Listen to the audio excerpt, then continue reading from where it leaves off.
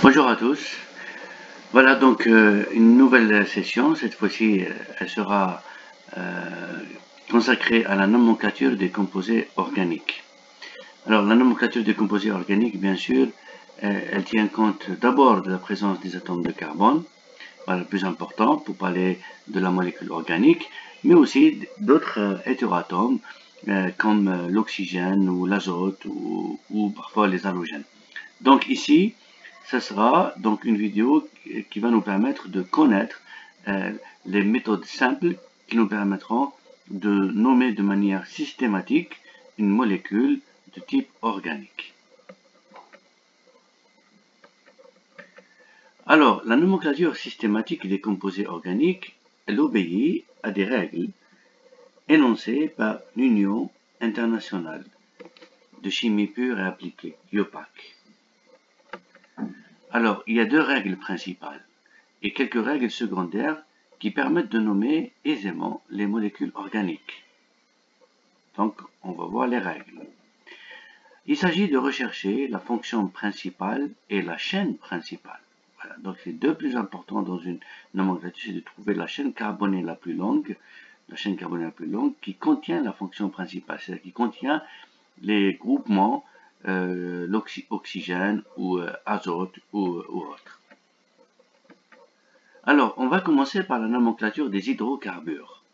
Alors, comme leur nom l'indique, les hydrocarbures contiennent principalement les deux atomes carbone et hydrogène. Voilà, hydro et carbure. Il y a plusieurs familles à connaître dans cette série des hydrocarbures. Il y a les molécules dites aliphatiques, celles qui contiennent des chaînes saturées, c'est-à-dire il n'y a pas de double liaison. Tous les atomes de carbone comportent 4 liaisons sigma, 4 liaisons simples, donc ce sont des aliphatiques.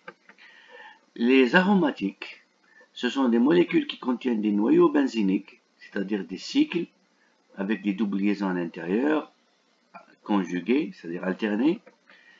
Et enfin, les molécules oléphiniques, c'est-à-dire des chaînes insaturées. Insaturées, ça veut dire qu'ils contiennent des doubles liaisons ou des triples liaisons, c'est-à-dire qu'il y a des liaisons pi, en plus des liaisons sigma. On distingue alors les alcanes, les alcènes et les alcynes. Les alcanes de formule brute CnH2n plus 2 sont saturés. Voilà, c'est-à-dire ils ne contiennent que des liaisons sigma. C'est ça les alcanes. Il n'y a pas de liaison pi. Alors, en respectant la formule générale CnH2n plus 2, si on remplace n par 1, c'est le méthane, CH4, n égale à 2, c'est l'éthane, ensuite propane, butane, pentane, hexane, heptane, octane, nonane, décane, jusqu'à 11, indécane, et puis dodécane jusqu'à 12, etc. Voilà, donc on va essayer de connaître au moins les premiers alcanes. Par exemple, 4 atomes de carbone, CH3, CH2, CH2, CH3, saturés, il y a des liaisons sigma. Ces 4 atomes de carbone, je reviens ici, c'est le butane. De même, un autre exemple, on compte les carbones 1, 2, 3, 4, 5, 6. Ça ne peut être que l'hexane ici. Voilà, ça c'est des alcanes. La deuxième famille, c'est celle des alcènes. Les alcènes, ils sont par contre insaturés, c'est-à-dire qu'ils contiennent une double liaison, c'est-à-dire qu'ils contiennent des liaisons pi, en plus des liaisons sigma. Ils sont de formule générale, c'est NH2N. Par exemple, n égale à 5, c'est le pentane. Mais au lieu de dire pentane pour l'alcane, pour l'alcène, on dit pentène. Voilà, donc quand il y a une double liaison, on remplace la lettre A dans pentane par la lettre E. Ça devient pentène. Regardez, il y a une double liaison entre les deux carbones ici. C'est une liaison pi. De même, n égale à 8, c'est l'octane. n égale à 7, c'est heptane. n égale à 6, hexane, etc. Maintenant, pour les alcynes, ils contiennent une insaturation de type triple liaison. Donc, ils sont caractérisés par la formule générale, c'est NH2N-2. Donc, il y a deux liaisons pi ici, en plus de la liaison sigma, comme l'exemple du butine. Et là aussi, n égale à 4, donc c'est 4H6, on remplace la lettre A dans l'alcane, dans le butane, par butine. Quand on lit Y ici, ça veut dire qu'il y a une triple liaison. Heptine, quand vous lisez heptine, c'est-à-dire qu'il y a 7 atomes de carbone avec une triple liaison. Enfin, Maintenant, qu'est-ce que c'est que les alkyles? Alors, les alkyles, ce sont, ont la formule, c'est NH2 plus 1, c'est-à-dire qu'ils sont prêts à former une liaison. Ce sont des groupements. Alors, ce sont généralement des substituants attachés à la chaîne principale d'un composé donné. Voilà. Donc, il y a des groupements de type NH2 plus 1. Ceux-là ne constituent pas la chaîne principale. Ils sont rattachés à une chaîne principale.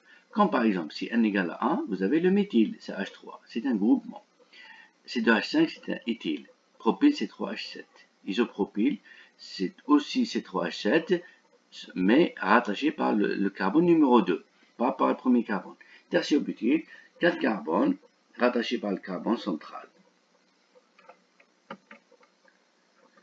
Maintenant, quelques règles secondaires. Lorsqu'il n'y a pas de fonction organique, c'est-à-dire lorsqu'il n'y a pas d'hétéroatome, c'est-à-dire lorsqu'il n'y a pas autre atome que le carbone et l'hydrogène, la numérotation se fait du côté où la somme des indices est la plus petite. C'est-à-dire on numérote de droite à gauche ou de gauche à droite. Il faut que la somme des numéros, là où il y a des groupements, on fait la somme des numéros, il faut que ce soit la plus petite possible. Les groupements sont écrits dans l'ordre alphabétique. Là aussi, c'est une règle secondaire. On la respecte quand même. Pour les alcènes, la numérotation commence du côté le plus proche de la double liaison. Vous voyez, donc là, ça change par rapport à la première règle. Par rapport à la première règle, on a dit que quand on numérote, on tient compte des numéros les plus petits. Mais quand il y a une double liaison, non, on ne tient pas compte de ça. Quand il y a une double liaison, on numérote du côté le plus proche de la double liaison. Peu importe la numérotation. Voilà, par exemple, cette molécule ne contient aucune double liaison, donc ce qui nous intéresse, c'est d'avoir le minimum d'indices, le minimum de numéros lorsqu'on met des groupements. Il faut essayer de numéroter de gauche à droite et de droite à gauche. D'abord, recherchons la chaîne carbonée la plus longue. Bon, là, j'ai déjà donné le nom, hein, décane. Donc, on va numéroter de droite à gauche. Par exemple, 1, 2, 3, 4, 5. Donc, au cinquième, il y a un groupement. 6, au sixième, il y a un groupement. 7, 8, au huitième, il y a un groupement. 9, 10, c'est un décane. Donc, ça peut être le 5, 6, 8, décane. Alors que, lorsqu'on numérote de gauche à droite, regardez, 1, 2, 3, il y a un groupement au 3. 4, 5, il y a un groupement au 5, il y a un groupement au 6. Donc 3 plus 5 plus 6. 3 plus 5 plus 6, c'est plus petit que 8 plus 5 plus 6. Et donc, voici la nomenclature exacte lorsqu'on va numéroter de gauche à droite. 3,5-diéthyl, 3-méthyl décane. Décane parce que la chaîne contient 10 atomes de carbone. Au carbone numéro 3, voilà, on commence ici 1, 2, 3. Au carbone numéro 3, il y a un méthyle. Ensuite, 4, 5. Au carbone numéro 5, il y a un groupement éthyle, c'est-à-dire 2 carbones. Voilà, ça c'est un carbone, on ne le montre pas, mais c'est un carbone. Et au carbone numéro 6 aussi, il y a un éthyle, 2 carbones. Donc la chaîne la plus longue contient 10 atomes de carbone et la numérotation se fait de gauche à droite, respectant les indices les plus petits.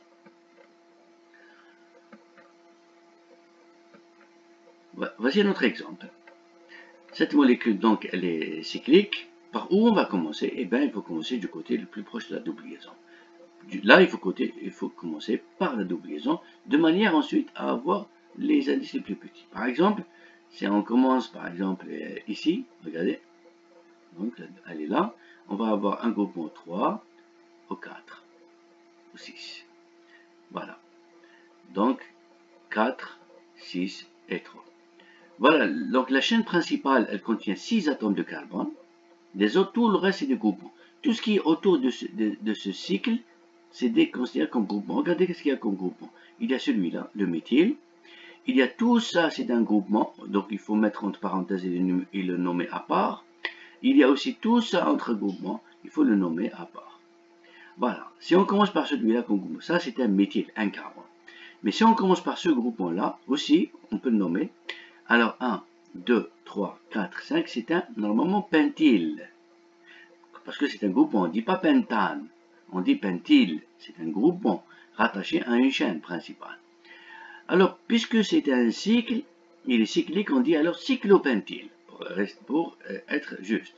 Maintenant, pour le groupement qui reste, il y a un carbone ici, 1, 2 et 3. C'est un propyle, mais ce propyle, il contient un chloro, donc on dit un chloropropyle, tout simplement. Donc, au carbone numéro 4, ici, du cycle, il y a un chloropropyle. Au carbone numéro 6, ici, il y a le cyclopentyle. au carbone numéro 3, il y a de 3 méthylcyclohexène. On a commencé ici. Cyclohexène, on a dit. C'est pas cyclohexane, c'est pas A, c'est pas hexane, c'est hexène. Hexène, ça veut dire qu'il y a une double liaison. Voilà, donc j'ai décrit, je pense que j'ai décrit parfaitement la nomenclature de cette molécule. Pourquoi maintenant on a écrit chloro avant cyclo avant méthyle? On a respecté l'ordre alphabétique. On a dit M, C, C. Alors CH, CY. Donc là, on a tout respecté ici. Dans le cas des composés cycliques, la numérotation débute par la double liaison et le sens reste celui des indices les plus petits. D'accord? Maintenant, il n'y a pas de cycle. Il n'y a pas de cycle. Le choix, il est clair. On va commencer à droite. Pourquoi à droite, c'est pas à gauche? Parce que c'est du côté le plus proche de la double liaison. Voilà la numérotation du côté le plus proche de l'insaturation. Alors, là aussi, on commence ici. Donc, 1, 2, 3, 4, 5, 6, 7, 8. Voilà. De côté, c'est pareil. 8. 8, c'est octane. Alors, c'est pas octane, c'est octane. Pourquoi? Parce qu'il y a une double liaison. La double liaison, elle est où? Elle est sur le deuxième carbone. Donc, on dit oct 2N. Oct 2N. Si on avait la double liaison sur le troisième carbone, on aurait dit oct 3N. Si on l'avait sur le premier, on dit oct 1N. Donc, le 2 ici représente l'indice du démarrage de la double liaison. Donc, elle démarre au deuxième carbone. Ça y est, on a fini par la chaîne la plus longue. Maintenant, tout le reste, c'est des groupements. Il y a tout ça. Ça, c'est un groupement éthyle. Ça, c'est un groupement méthyle. Et ça, c'est un groupement méthyle. Nous avons deux groupements méthyles. Donc, 6, 7, 10 méthyles. Et sur le 4, il y a un éthyle. Voilà, E, il vient avant M. Éthyle, méthyle. On a respecté aussi l'ordre alphabétique. Maintenant, comment on fait lorsqu'on a affaire à des fonctions organiques? Nomenclature des fonctions organiques. Présence d'hétéroatomes tels que l'oxygène ou l'azote en général. Aux fonctions secondaires, on attribue des préfixes et aux fonctions principales des suffixes, terminaisons. Donc là, au lieu de dire par exemple alcane, par exemple, on dit alcanoïque quand il y a un acide. On dit par exemple alcanol quand il y a un alcool. Par exemple butanol, par exemple propanol. Voilà. La chaîne carbonée est celle qui contient la fonction principale. Donc là, on va chercher la chaîne carbonée la plus longue. Mais si on trouve une chaîne moins longue qui contient la fonction principale, eh ben on va prendre celle-là. On peut prendre la chaîne la moins longue si elle contient la fonction principale. Il faut alors en priorité déterminer la fonction principale. Mais c'est quoi la fonction principale? C'est là où il y a le carbone le plus oxydé.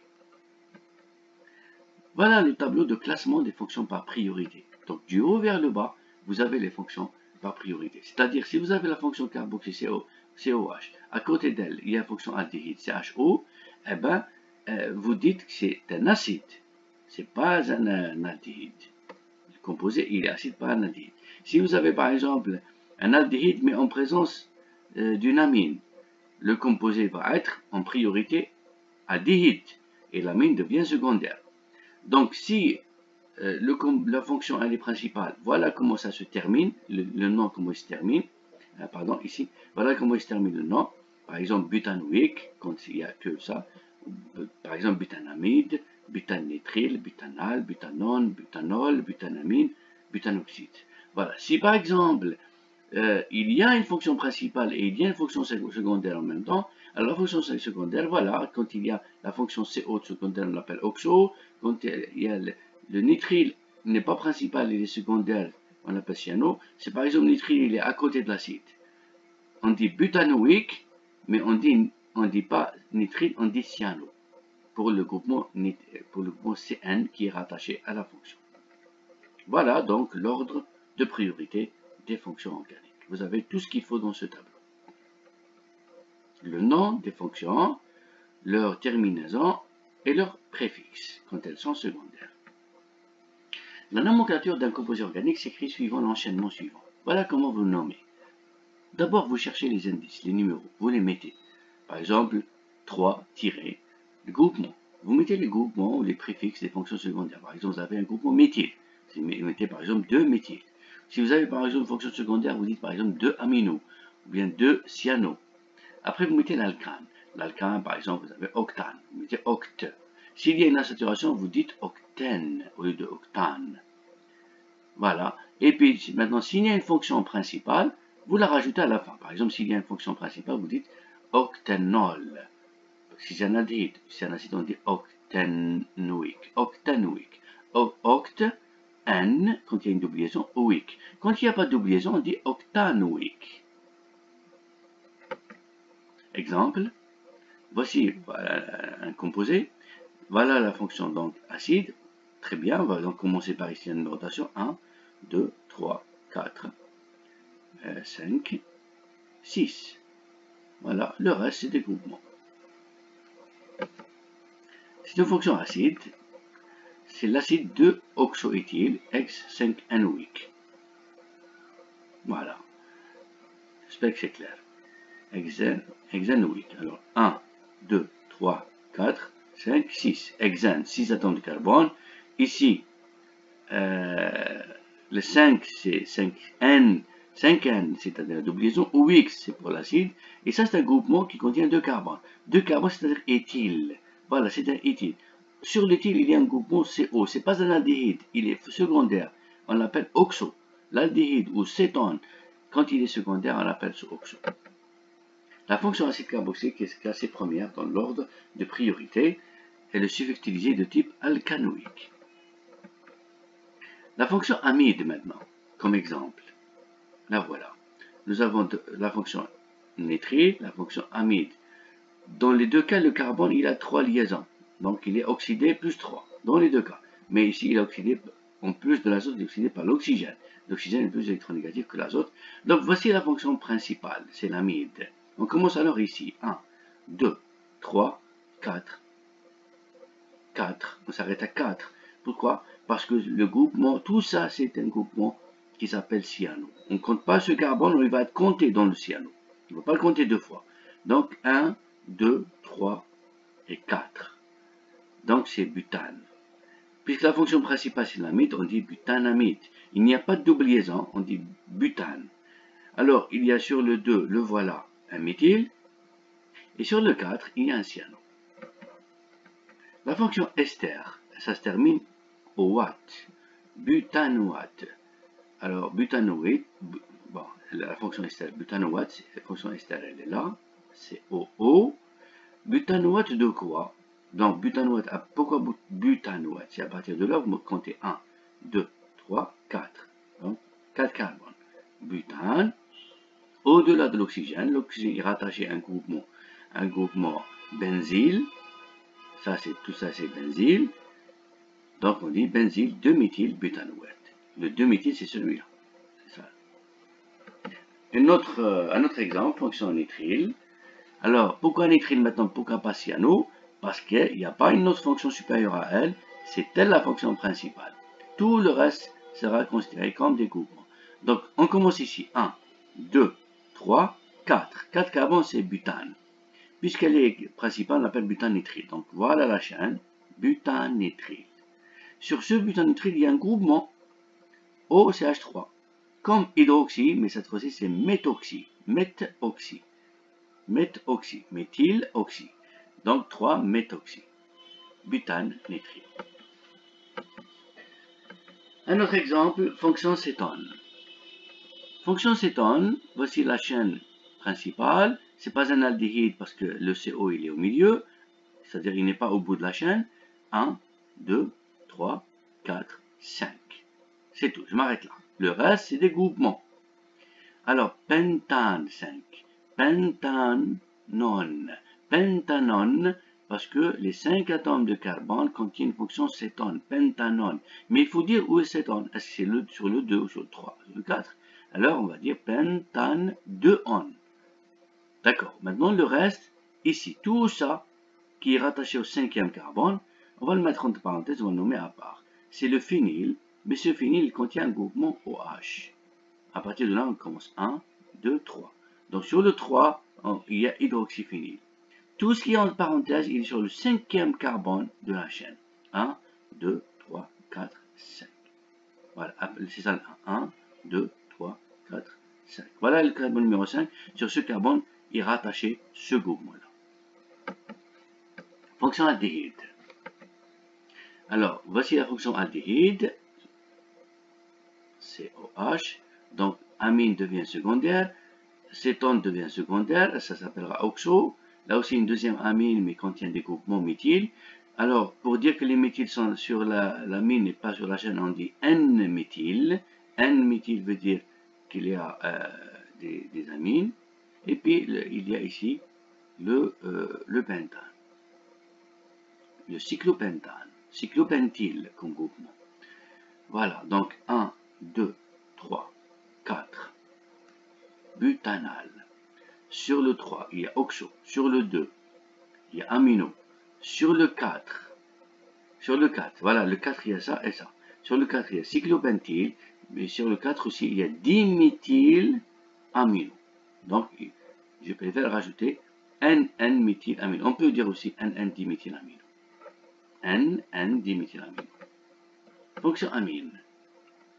Voilà, vous avez 3 amines. On va commencer ce côté-là, par exemple. 1, 2, 3, 4. Butane, puisqu'il y a 3 amines, parce qu'on dit butane 1, 2, 4, triamine. Voilà, je vais vous demander donc de dessiner ces molécules comme exercice d'application. Voilà, donc 2,3 diméthylhexane, c'est facile, il n'y a pas de fonction. Hexane avec 2 méthyl, 1 sur le 2, l'autre sur le 3. Là aussi, il n'y a pas de fonction. Cyclopentane, pas cyclopentane, hein. Attention, donc il y a une double liaison. Propane 2 il, normalement c'est propyle, mais ce propyle il contient, il est lié par le carbone numéro 2. Au lieu de dire isopropyle, on peut écrire propane 2 il. 2,5-diméthyl hepta 1,3 diène, c'est-à-dire il y a 2 doubles liaisons. 6 in, il y a une triple liaison. 6 amino, cyclohex, 3N, 1 on. Là, ça commence les fonctions. Alors, la fonction on, elle est cétone, donc c'est-à-dire elle est principale. La double liaison, elle est sur le 3. C'est un hexane. Il y a 6 atomes de carbone. C'est un cyclohexane. Les 6 atomes de carbone sont cycliques. Et sur le carbone numéro 6, vous avez un groupement amino. Acide 2-méthyl-3-oxobutanoïque, là aussi, butanoïque, 4 atomes de carbone avec une fonction acide, c'est OOH. Sur le troisième carbone, il y a oxo, c'est-à-dire une double liaison avec l'oxygène. Sur le carbone numéro 2, il y a méthyle. C'est facile. Butane 1,2,4 triamine, on vient de faire le même exemple avant cette diapo. Là aussi, pentanal, 5 atomes de carbone avec la fonction aldéhyde. Sur le carbone numéro 3 du pentane, il y a tout cela. Il y a un méthyle, il y a un phényl, il y a un méthoxy. Propane-nitrile, 3 atomes de carbone avec la fonction nitrile, c'est-à-dire C triple liaison N. Sur le 3, il y a méthylamino, c'est-à-dire il y a un atome d'azote avec un groupement méthyle, et sur le 2, il y a un chlore. 3 bromophénols. 3 bromophénols, c'est-à-dire il y a le cycle de benzène, sur lequel il y a un OH, et sur le carbone numéro 3, il y a un bromo. Le carbone numéro 1, c'est le OH. Voici les réponses. Elles sont dessinées. Je vous les donne ici juste pour vérification de ce que vous avez donc pu obtenir en essayant bien sûr de le faire vous-même. Tout seul, vous pouvez donc facilement retrouver la réponse ici. Voilà, je vous remercie et je vous donne donc rendez-vous pour une prochaine vidéo. Inch'Allah.